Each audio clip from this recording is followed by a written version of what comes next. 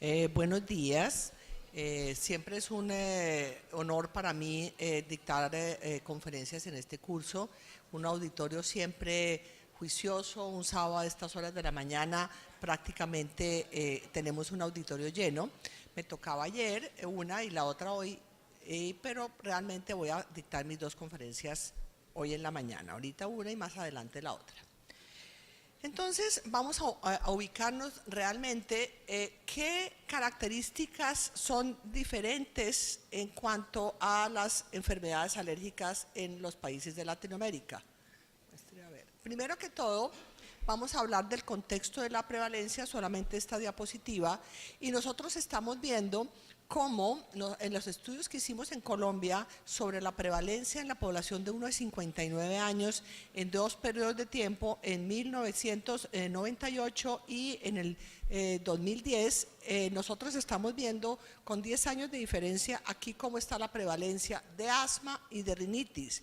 El ISAC-3 habla de la prevalencia del asma y de la rinitis en la población de 6 a 7 años y de 13 a 14 años. Nosotros no participamos en el ISAC-1 y en el ISAC-3, por consiguiente, nosotros en ese modelo no nos podemos comparar. Como aquí hay gente que son epidemiólogos, pues esto sería un sacrilegio porque nosotros solamente cogimos la población de 5 a 17 años de los dos estudios para nosotros mostrar cómo es la tendencia en Colombia de estas dos enfermedades y tratar de compararnos con el resto de Latinoamérica. Nosotros vemos que rinitis, ¿sí?, es más alta que en Paraguay, y cuando ustedes miran el estudio ISAC-3 que compara todos los países del mundo, Colombia en la rinitis alérgica en los niños de 13 a 14 años ocupa el 5º lugar de prevalencia en el mundo.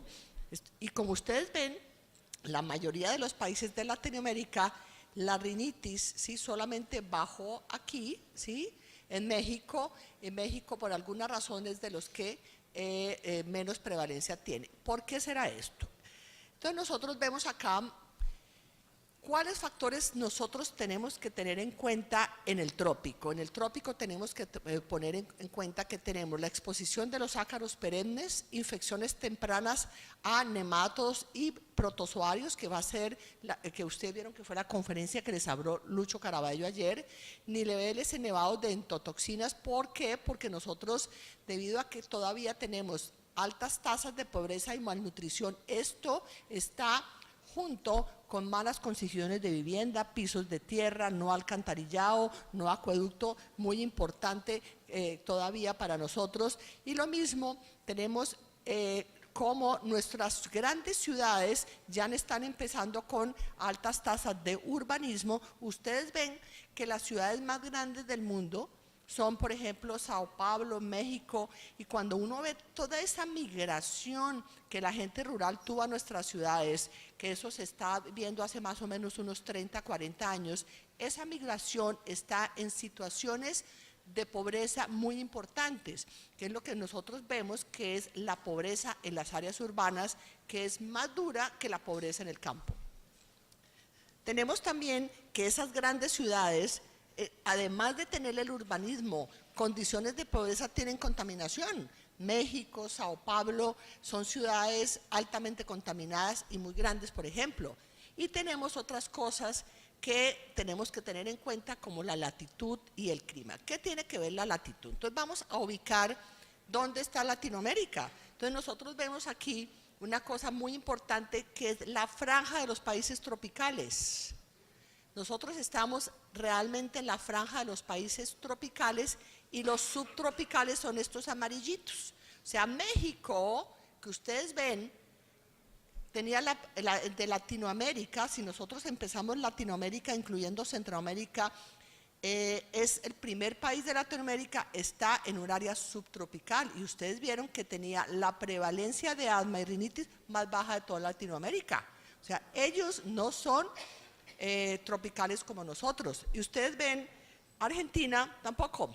Argentina tiene un pedacito esto pues ya es temperado es de estaciones, el otro pedazo es subtropical. Solamente estos países, como ustedes ven acá, son los que conocemos con el trópico. El 40% de la población mundial está en el trópico. Eso quiere decir que nosotros somos bastante importantes y nosotros no podemos guiarnos por los estudios que hay en los países temperados porque posiblemente no reflejan lo que está pasando en nuestro medio. Aquí simplemente para mostrarle que entre más cerca usted esté del Ecuador, ¿sí?, y más altos sean los niveles de la luz ultravioleta, está asociado a presentar más rinitis alérgica, enfermedades alérgicas, sensibilización en la piel de los ácaros y del asma. Entonces vemos que solamente hablando de la latitud, vemos que nosotros por esta razón tenemos mayor probabilidad de tener asma que los países temperados. Este estudio de México es muy bonito, es una cosa muy sencilla y ustedes ven México a medida que va bajando se va acercando más a Centroamérica y vemos la sensibilización en un estudio de alergenos en rinitis alérgica. Vemos acá que esto está cerca de Estados Unidos, vemos en los ácaros solamente la sensibilidad del 53%, predominan los árboles, ¿sí?, los pastos y las malezas. Mientras ustedes ven aquí cerquita Centroamérica, cambia la sensibilización 80%, 87% ácaros y muy pocos los otros. Entonces, como vemos que a medida que va acercándose al trópico, la sensibilidad a los alergenos cambia completamente. Entonces, les voy a mostrar el estudio de cohorte que se está haciendo aquí en Cartagena. Ese estudio de cohorte ya lleva 7 años. Entonces, ¿qué particularidades encontraron ellos en el estudio de cohorte? Primero, estos que cogieron ellos son pacientes, son madres aquí de Cartagena de Cisben y estrato 1.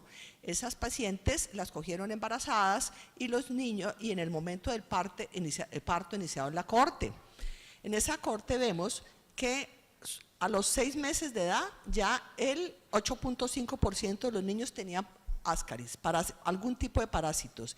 Y a los 13 y 24 meses, 37.9% de estos niños tenían parasitismo intestinal, donde el ascaris es el 5.2%. Acordémonos de estas cifras porque luego les voy a mostrar los estudios de Ecuador.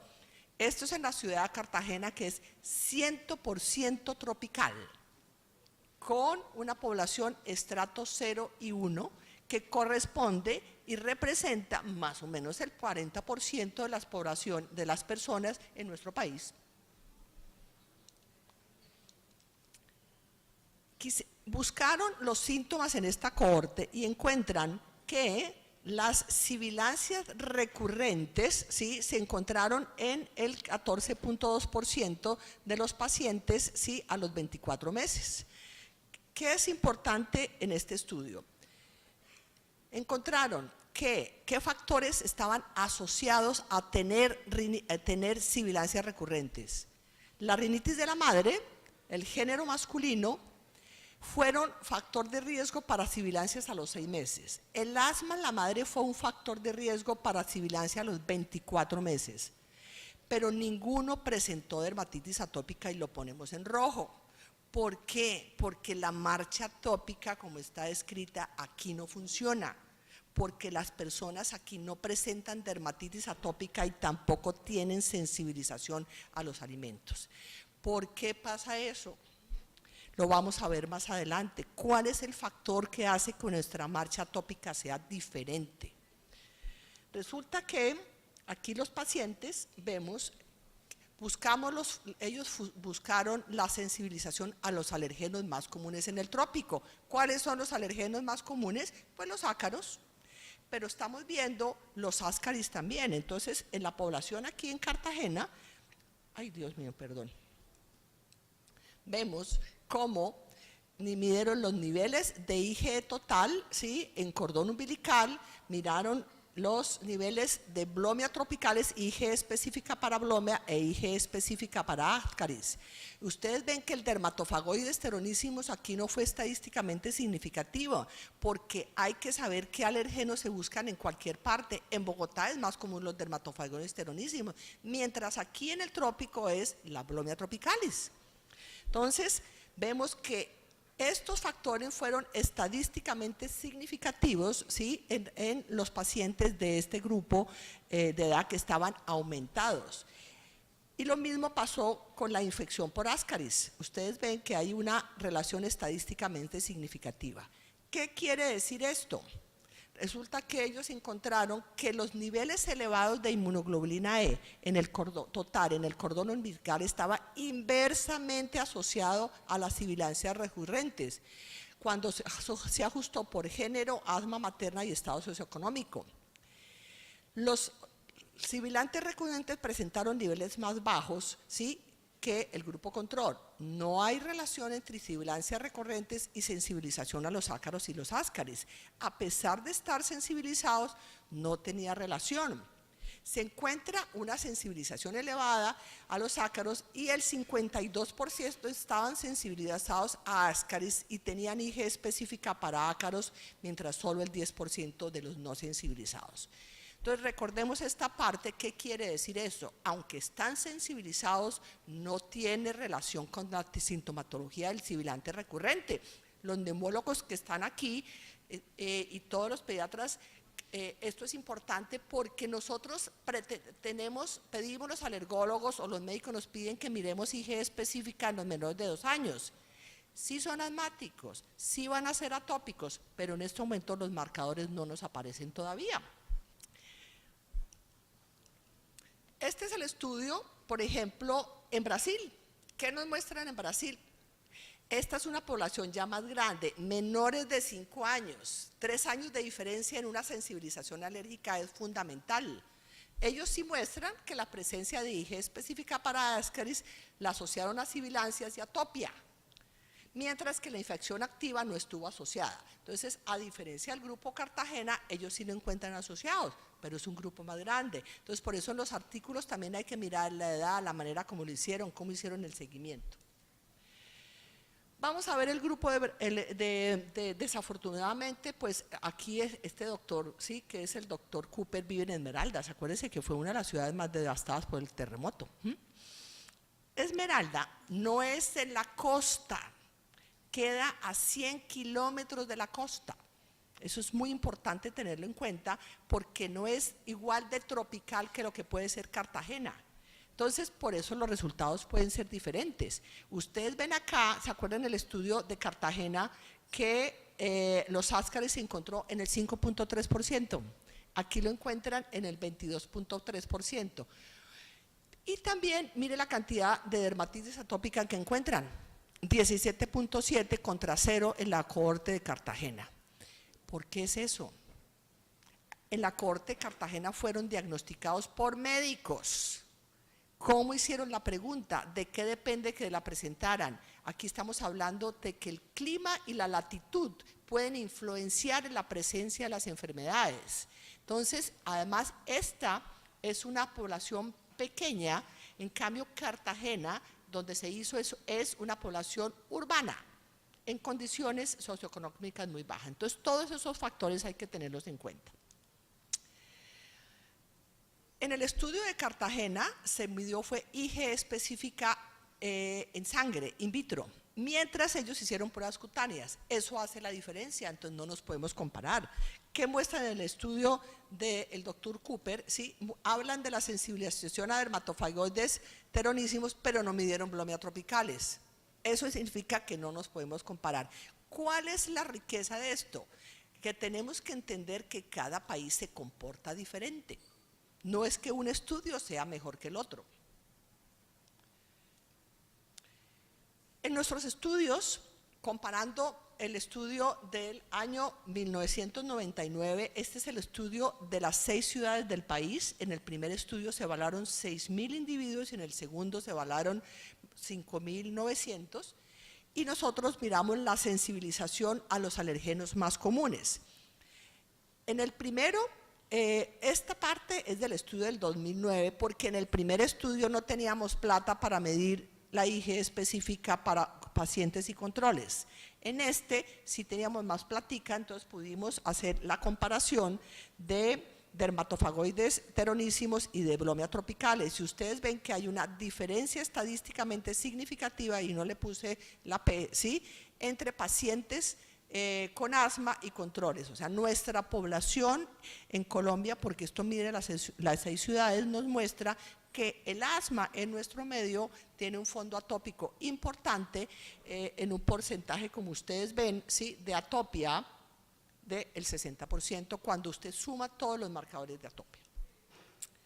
Este es un estudio que salió publicado el año pasado, que es el grupo colaborativo que venimos trabajando hace 15 años, donde nosotros en este mismo estudio poblacional quisimos medir en aquellos asmáticos más un grupo control. En total fueron 800 pacientes, de los cuales fueron 400 pacientes y 400 controles de 7 a 19 años. Entonces, miren la diferencia. Esta es el estudio de cohorte del doctor Caraballo, en este momento ya va hacia los 5 años y lo que mostramos fueron los 2 primeros. Esto es de los del 5 a 59 años, una población diferente.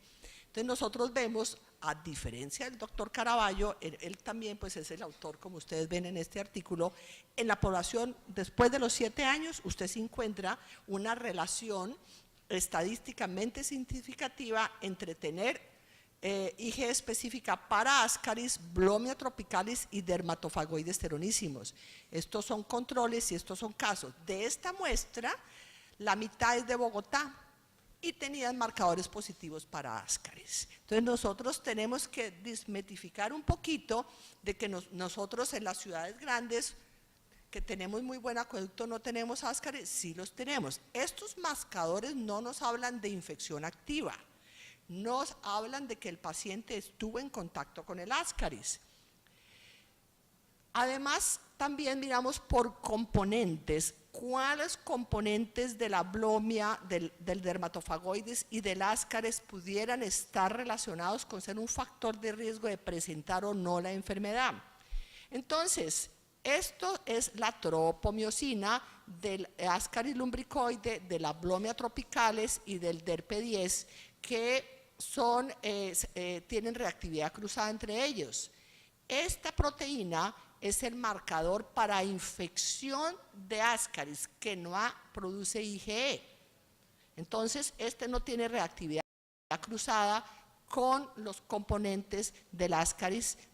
¿Y qué es importante? Ustedes ven que esto no es estadísticamente significativo, que a pesar de que las personas sí tenían infección, igual que acá, porque esta también es una proteína, aunque esta sí en un momento dado tiene reactividad cruzada con las otras moléculas, tampoco es estadísticamente significativa. Entonces, que en este estudio que ustedes ven, que lo publicamos el año pasado, estamos mostrando cómo la reactividad cruzada entre los Ascaris, ¿sí?, y el Ascaris por sí solo, como les voy a mostrar adelante, es un factor de riesgo independiente para presentar asma. Aquí lo vemos. Entonces, esto es una gráfica un poco complicada, pero se las quise mostrar. Entonces vemos cómo cogemos los 3, Ascaris, Blomia, Dermatofagoides teronísimos, y cogemos los componentes. Este modelo se ajustó por género, por edad, por estrato socioeconómico y por ciudad. Pero además, cada una de estas variables se ajustó también de una manera diferente. El primero, Ascaris, además de esto, se ajustó por Blomia tropicalis y por Dermatofagoides teronísimos. ¿Qué quiere decir eso? Como tienen tanta reactividad cruzada, podía ser un factor de confusión. Entonces, al ajustar el modelo de esta manera, vemos que solito el Ascaris, igual que las tropomiosinas, ustedes ven aquí, cuando esto después cada variable lo ajustamos de manera diferente. Entonces, el único que no es estadísticamente significativo fueron los 2, que son lo que le digo, que son las proteínas antigénicas del Ascaris que no estimulan la producción de IgE. Entonces, cada una de estas variables solita, independientemente, es un factor de riesgo para producir asma. Este es el primer estudio que sale en el mundo, a mucho honor, pues dirigido por el doctor Caraballo, donde estamos mostrando que el Ascaris por sí solo es un factor de riesgo para presentar la enfermedad, pero la reactividad cruzada con las otras proteínas, como vemos acá, este es solamente el Ascaris, es un factor de riesgo. Entonces, con esto,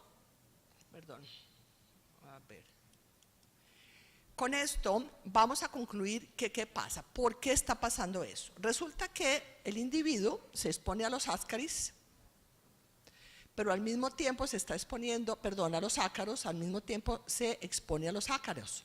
Los ascaris solitos producen una respuesta TH2 e IgE específica contra los componentes de los ascaris, como les mostré, y los componentes producen una inmunidad protectora para la infección por ascaris.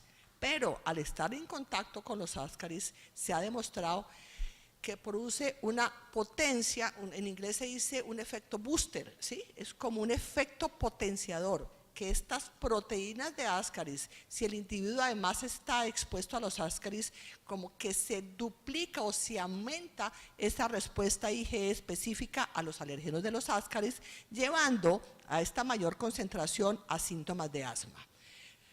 Además, existe reactividad cruzada entre los ascaris y los ácaros, pero lo que acabamos de mostrar es que solitos los ascaris producen una respuesta específica que es un factor de riesgo para la presentación de asma. Entonces, esto no pasa en los países temperados. Yo creo que un alemán no ha visto un ascaris ni por equivocación. Entonces, es interesante en un momento dado, si uno hiciera un estudio en Alemania, compararlo con nosotros. ¿Cuáles son los factores? Si usted le mete ascaris a ellos, ¿le va a salir positivo? No, porque posiblemente no están expuestos. Entonces, eso nos muestra que nosotros realmente somos diferentes y tenemos que centrarnos acá. ¿Cuál sería lo ideal? Pues matar los ascaris. Si nosotros disminuimos la exposición a los ascaris, posiblemente este efecto booster, ¿sí?, va a disminuir y vamos a tener, esto es una hipótesis, tener menos asma. Si solo los acaritos son los responsables de la respuesta de asma. ¿Cuál es la diferencia? Y se los vuelvo a decir con el estudio de cohorte de niños. En los chiquiticos, los ascaris y los ácaros no fueron un factor de riesgo para sibilancias recurrentes, pero posteriormente, aunque no son los mismos, porque posteriormente en las 6 ciudades sí fue un factor de riesgo. También es importante, esto es en toda Latinoamérica, vemos que la atopia, especialmente la IgE específica para los ácaros, fue más asociada en los pacientes que vivían en la zona rural que en la urbana, porque en la mayoría de los estudios de Alemania muestran en los pólenes principalmente. En cambio, aquí vemos que también hay una diferencia en Latinoamérica en vivir en el campo o en la ciudad, y en la ciudad los ácaros son más importantes. Y en este estudio se muestra que los ascaris fueron relacionados con una alta proporción de sibilancias recurrentes, pero más en el área rural. Este es el estudio de la doctora Bonmutis, que muestra el microbioma. Yo no voy a hablar del microbioma, se acabó el tiempo, dice ahí. Bueno, el microbioma, vemos que hay una diferencia significativa entre vivir en el campo y vivir en la ciudad. Y vemos que la diversidad del microbioma está alterada en los pacientes con asma. Y esa diversidad del microbioma es un factor de riesgo para desarrollar asma. La microbioma, esos estudios se han hecho más en Europa, aquí todavía hay muy pocos del microbioma. Vemos que la microbioma en la vía aérea contiene mayor estreptococo comparado con los países de Europa y Estados Unidos. En los niños con sibilancias hay mayor fenotipos bacterianos que en el grupo control, esto es en un área de Ecuador, y la mayor prevalencia de hemófilos y estafilococo puede ser un factor de riesgo para tener sibilancias. Entonces, con esto quiero simplemente dejarles pensando que nosotros tenemos que tener nuestros estudios propios para entender la atopia de asma, de rinitis y dermatitis atópica en nuestro país. Gracias.